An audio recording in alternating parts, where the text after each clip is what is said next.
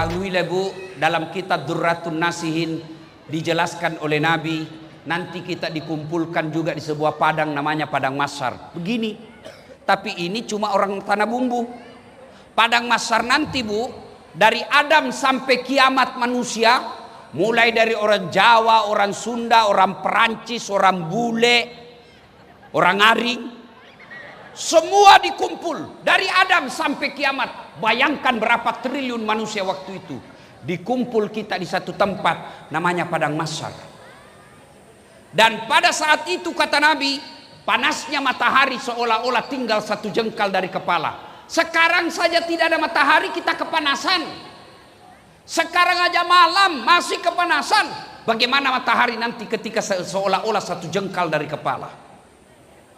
Pada saat itu semua wajah kita berubah berdasarkan amal-amal yang telah kita lakukan.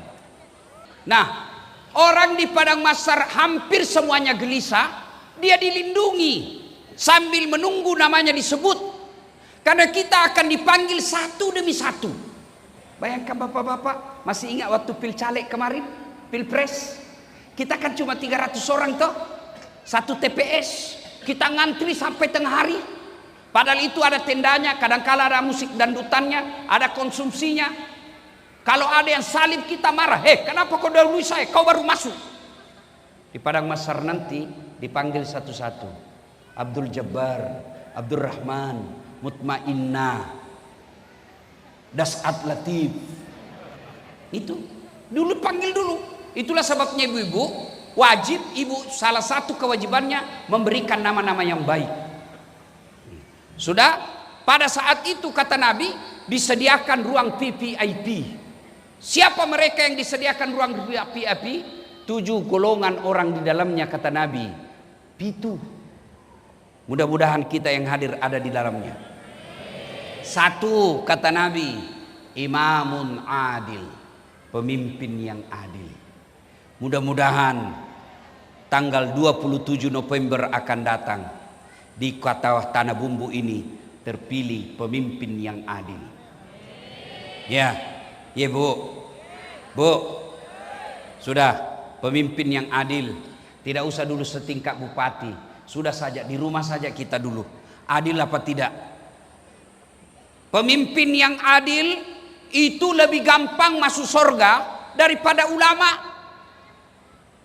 Saya kasih contoh, yang mewakili Kapolres. Anggaplah Kapolres.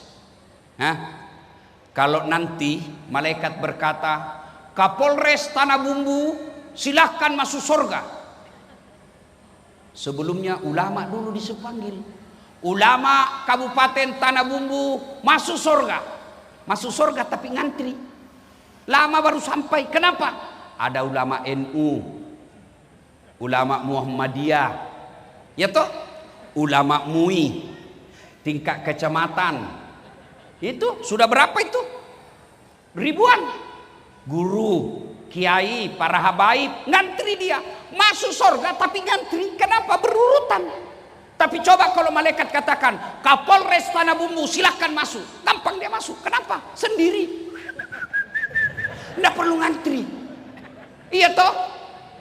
Coba saya dakwah, saudara-saudara sekalian, jangan mabuk. Saudara-saudara sekalian, jangan berzina. Saudara-saudara sekalian, jangan jual minuman keras. Anak muda bilang, apa Ustaz? Ada urusan apa sama kau? Saya mau masuk surga atau neraka, bukan urusanmu. Malah dia kasih kempes ban mobilku. Tapi kalau Andi Rudi nanti jadi bupati, bikin perda, dilarang peredaran minuman keras. Tanda tangan, satu tanda tangan, selesai minuman keras di kabupaten. Itulah enaknya. Saya pidato, saudara-saudara sekalian, jangan narkoba. Anak muda makin narkoba. Tapi kalau Kapolres rahasia narkoba satu malam, pak, hilang semua. Itulah imam yang adil, imamun adil, pemimpin yang adil. Masuk jatahnya nanti orang yang dilindungi di Padang Mahsyar. Yang kedua, yang dilindungi di Padang Mahsyar, mereka yang menggantungkan hatinya di masjid. Nah, bila mahasiswaku, mati ki itu Ustaz. Ya mati kok kalau hatimu kau buka, kau gantung. Apa maksudnya itu? Orang yang tidak tenang hidupnya, tidak tenang hatinya kalau dia tidak lihat masjid makmur. Siapa yang dimaksudkan makmurkan masjid? Satu di antaranya, mari kita dengar. Yang memakmurkan masjid, yang membangun masjid. Ini masjid dibangun secara pribadi. Insya Allah sudah masuk pembangunnya, yang mendirikan masjid ini sudah dapat jatah di dalam. Ibu-ibu, Bu, bisa ndak ibu bangun masjid? Bisa ndak? Bisa. Caranya apa?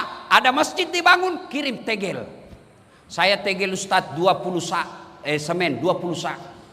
Bisa. Saya tidak bisa 20 sak Ustadz. Saya cuma bisa 1 sak saja. Bisa jadi 1 saknya masyarakat biasa lebih tinggi nilainya daripada 100 saknya anggota DPR. Kenapa? 1 sak masyarakat uangnya, sementara 100 sak anggota DPR uang negara. Iya. Bu, bangun masjid. Tidak usah 1 masjid, seadanya. Ustadz saya cuma bisa 10 dos sak, itulah ibu. Apalagi kalau dia jadi tegel, dipakai orang sholat, selama tegel itu dipakai sholat, selama itu dapat ibu pahala. Ini saya lihat banyak-banyak emasnya semua. Ibu-ibu, kalau ibu meninggal nanti siapa yang pakai itu emasmu? Istri kedua. Bukan anakmu, istri kedua. Dipakai ketika kau meninggal bu, menangis. Dicabutnya itu cincin. Tidak mau keluar dikasih sabun. Sudah itu dicabut, diambil lagi gelangmu bu. Ini dulu waktu kita pergi umroh, aku belikan kau emas Dubai. Dicabut lagi kau punya gelang. Ini dulu waktu ulang tahun pernikahan kita ibu. Terakhir dia cabut gigi palsu. Situ dia bungkus. Dia bungkuslah itu, dia simpan di laci. Nggak ada rasanya bu, ini mas bu, disimpan di laci.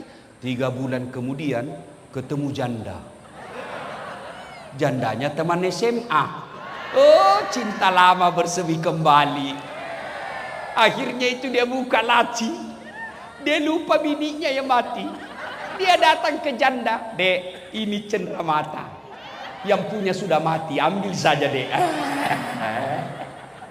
Daripada dipakai bini 2, mending bangun masjid. Ayo, bapak-bapak ini yang banyak duitnya. Kalau bapak meninggal, siapa yang pakai mobilmu? Anakmu, bukan menantu. Sedekahlah. Dan demi Allah, tidak ada orang bangkrut gara-gara sedekah.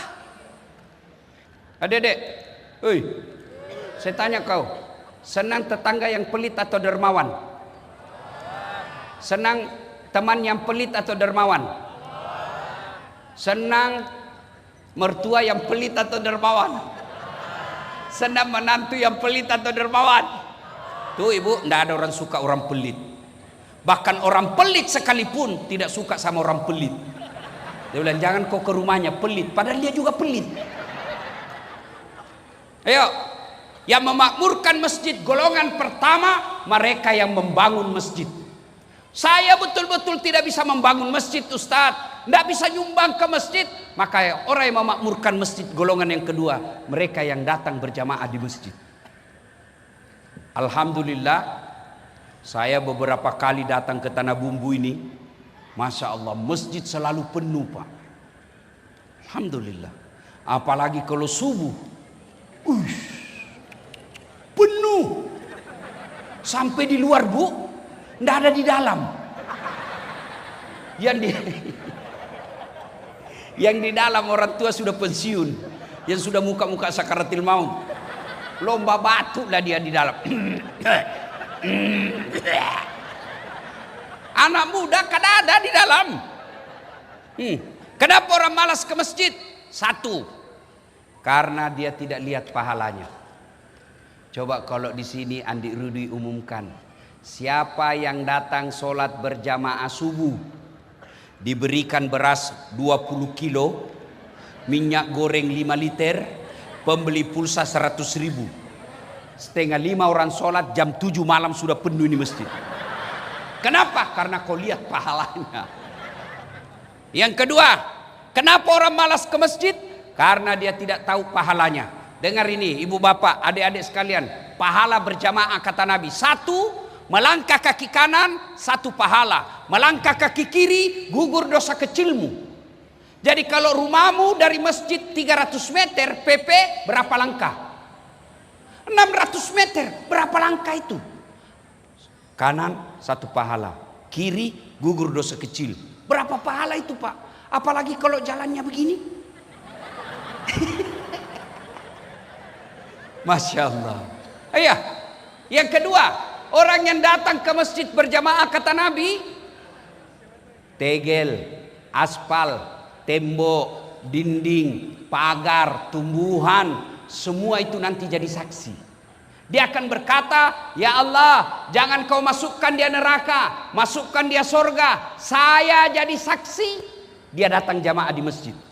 Itulah sebabnya adik-adik, kalau kita berjamaah, mau sholat sunnah di masjid, sudah 2 rakaat, mau lagi 2 rakaat, pindah lagi. Mau lagi tambah 2 rakaat, pindah lagi. Supaya apa? Tambah banyak saksinya.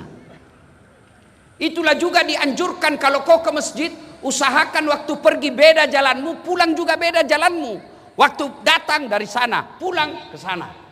Jangan juga salah paham. Mentang-mentang sudah dengar ini mau pergi ke masjid, dia ke simpang 5 dulu. Dia tawa baru datang ke sini. Sudah selesai orang sholat baru ku sampai. Yang ketiga, keutamaan berjamaah. Apalagi kalau ibu bapak ke masjid, tiba-tiba di jalan gerimis, hujan, basah bajumu. Baju yang basah itu nanti melindungimu agar kau tidak disentuh api neraka. Jadi kalau misalnya lagi jalan ke masjid tiba-tiba gerimis, basah baju, tenang. Baju itu yang akan basah yang agar melindungi supaya kau tidak kena air api neraka. Jangan juga salah paham. Sudah dengar ini, gerimis dia tunggu hujan keras. Begitu hujan keras baru dia keluar. Itu aslinya bele-bele gitu. Apalagi keutamaan berjamaah di masjid ada yang sebut lipat 27 kali. Artinya apa? 1 kali sholat jamaah di masjid, 27 kali di rumah baru sama. Apalagi keutamaan berjamaah di masjid. Di masjid insya Allah lebih khusyuk daripada di rumah. Coba kalau di masjid Bu, di rumah. Coba bapak-bapak kalau di rumah. Biasa bingung toh? Sudah 2 atau 3? Sudah tahiyat atau belum ini? Sudah tahiyat pertama apa belum ini? Iya toh. Tapi kalau di masjid tidak bingung. Kalau di rumah banyak gangguan. Begitu ibu-ibu angkat takbir, Allahu Akbar, tiba-tiba kucing naik meja. Tidak ditutup, ikan. Pasti sudah tidak khusyuk ibu. Kucing dengan ikan. Terpas ibu kreatif. Qul a'udzu birabbin nas, malikin nas, ilahin-nas. Kalau di masjid tidak ada godaan seperti itu. Iya. Apalagi keutamaan berjamaah di masjid. Di masjid insya Allah doa kita insya Allah diijabah. Kenapa? Kalau kita tidak tahu berdoa atau banyak dosanya, tapi di dalam masjid yang mimpin imam, ada habaib, ada guru, ada ulama, ada ustadz, diaminkan oleh penghafal Quran, diaminkan oleh anak yatim di belakang. Satu yang berdoa, yang lain mengucapkan amin, semua doa dalam masjid dikabulkan Allah. Itulah sebabnya Pak Imam kalau baca doa, baca yang doa agak dikeras, keras sedikit, dan baca doa yang umumnya orang hafal. Kadang-kala kita berdoa panjang dan tidak ditahu apa dia minta Pak Imam. Kita cuma bilang amin. Amin. Tidak didengar apa dia minta. Amin. Amin. Ternyata yang imam anak muda. Dia minta jodoh. Di belakang bapak bilang amin. Istrinya juga di belakang bilang amin. Berarti ibu setujui suami kawin lagi.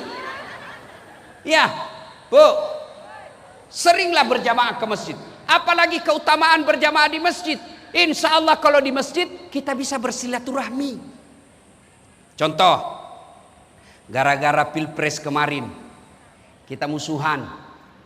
Nah, ada caleg sudah kita janji, ternyata kalah. Uangnya kita salah gunakan. Sudah minta maaf, malu kita. Akhirnya Bapak ke masjid. Gimana caranya? Jangan Bapak langsung angkat takbir. Tunggu dulu, HP saya bunyi terus. Nah, Bapak Ibu jangan takbir dulu. Karena kalau Bapak takbir duluan, dia tinggalkan. Musuh saya ini, dia tinggal. Gimana? Nanti dia sudah takbir baru Bapak maju. Tidak bisa lagi dia tinggalkan karena sudah takbir. Sudah itu, tunggui dia kalau assalamualaikum. Assalamualaikum warahmatullah. Tunggui dulu.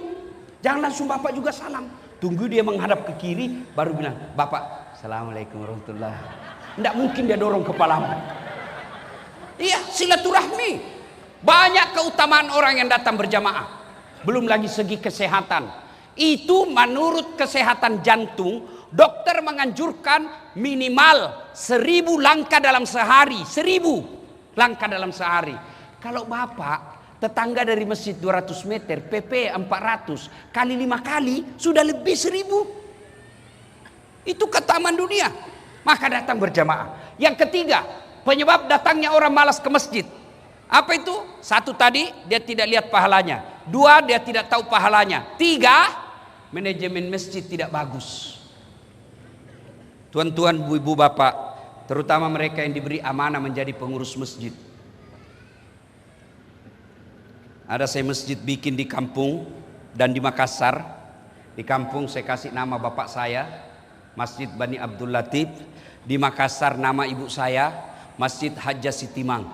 Masjid itu sekarang seperti tempat wisata. Ada kolam ikan di bawahnya. Masya Allah. Imamnya Bu, anak muda hafal Quran 30 juz.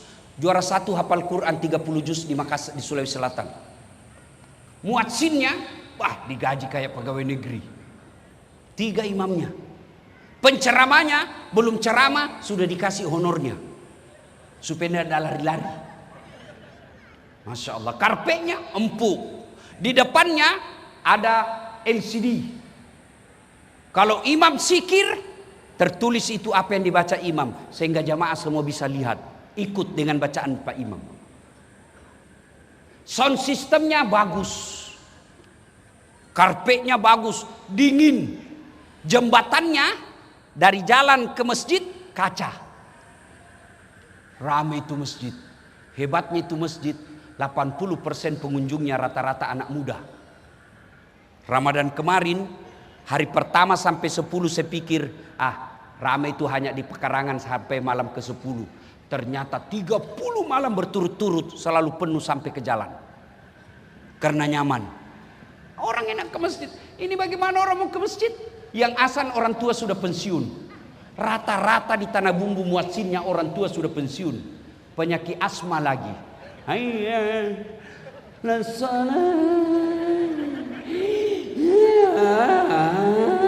dia bilang anak muda itu lagi yang asan itu bikin jengkel. Iya toh. Masya Allah. Karpetnya sudah 7 kali lebaran tidak pernah diganti. Begitu kita mau sujud banyak pasir. Masih baik kalau pasir. Semut di mana sudah disimpan kepala itu.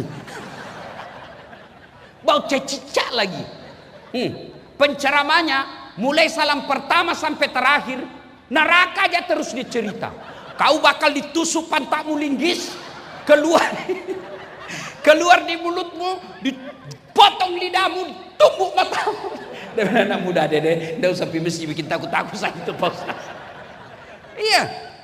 Dapat lagi Pak Imam, Allah Karim. Imamnya dia suka ganti-ganti.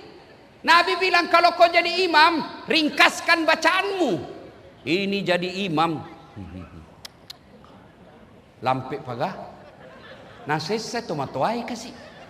Padahal Nabi bilang, itu bukan saya bilang. Nabi, kalau kau jadi imam ringkaskan bacaanmu. Ini rata-rata anak muda kalau jadi imam, dia senang yang panjang-panjang. Kau siksa orang tua.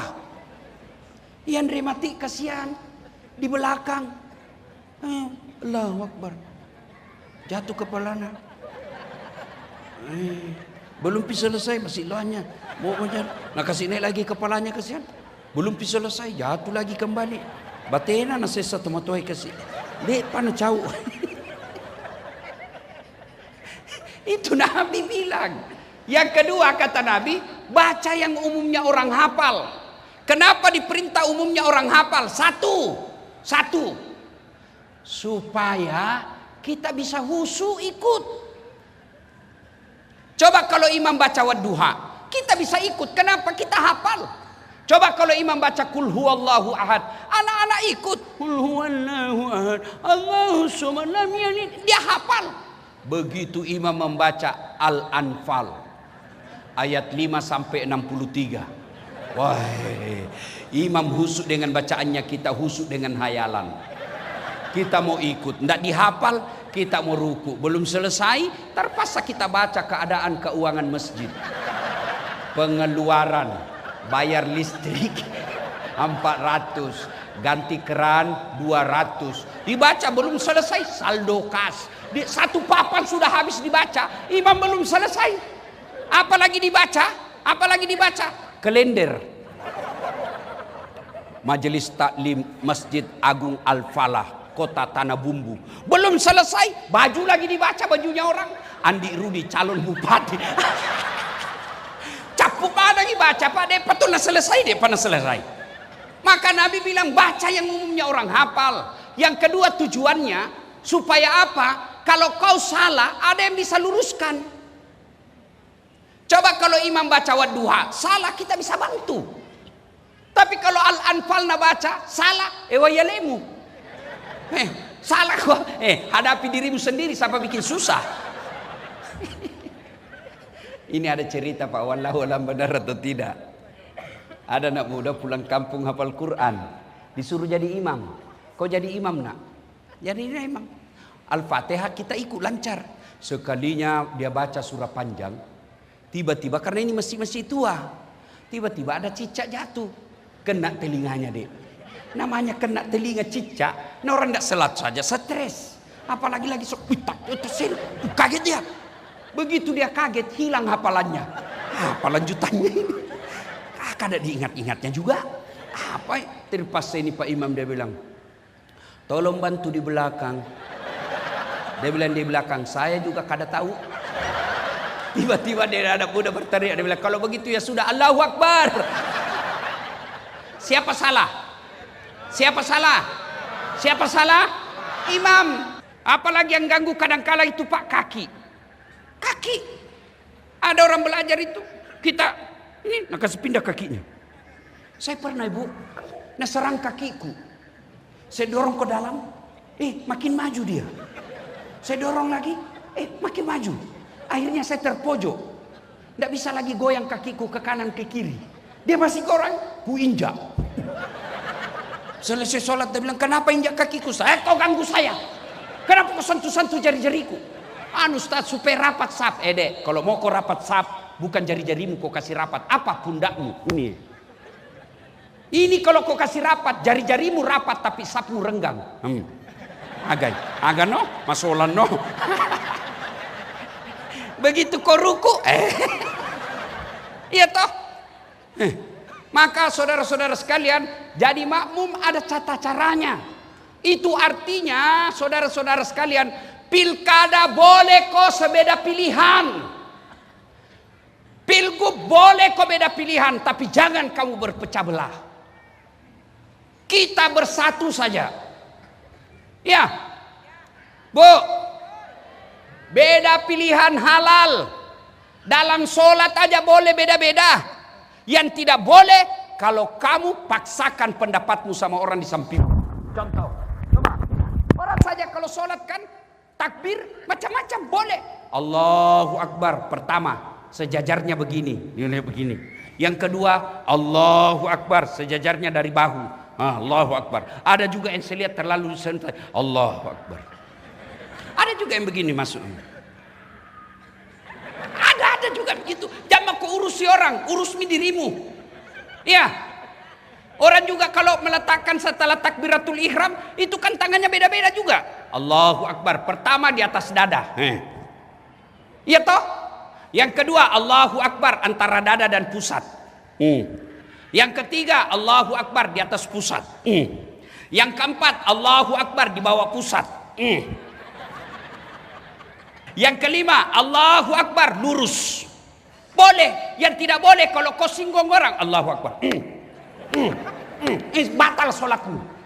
Boleh kau mau pakai begini boleh, mau begini boleh. Yang tidak boleh kalau kau pakai semua. Allahu Akbar. Ini kalau kau coblos semua batal sholatmu. Iya jelas. Jelas. Jelas. Pada intinya saudara, jak mesti salah-salah. Silakan pilih jagoanmu, jangan kau hina orang.